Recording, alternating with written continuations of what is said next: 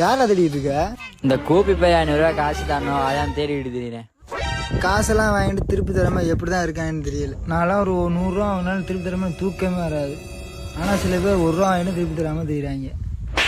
சரி அம்மா கொடுத்து போட்டேன், கொடுக்கவே மாட்டேங்கிறான். காசு கொடுத்துட்டு எப்படி அழைக்கலான்னு பாரு. நானும் தான் கொடுக்குறேன், திருப்பி ஒரு ரூபா கூட கொடுக்க மாட்டேங்கிறேன். டேய் மச்சான், 1 ரூபா இப்ப என்கிட்ட இல்ல. ஆனா இருந்தா சத்தியமா உன்னிட்ட கொடுத்துருப்பேன்டா. அதை ஏன்டா என்கிட்ட சொல்ற? இல்ல சொல்றேன். வாய் பேச முடியாது, பிச்சை போடுகையா. என்கிட்ட சில்லறை இல்லை, சில்லறை தான் கொடுத்துருப்பேன். இவன் கொடுக்க வேண்டிய 1 ரூபா இருந்தால் நான் கொடுத்துருப்பேன். ஏயா வாங்கின வருஷம் திருப்பி கொடுக்க தெரியாதயா? அப்படின்னா யாரும் பிச்சைக்காரனே தெரிய மாட்டேங்குது.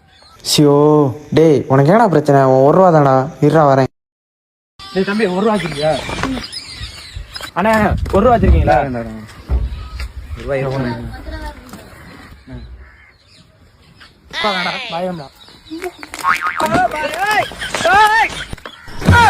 போதுமாடா, 1 ரூபா நீனே வச்சுக்கடா.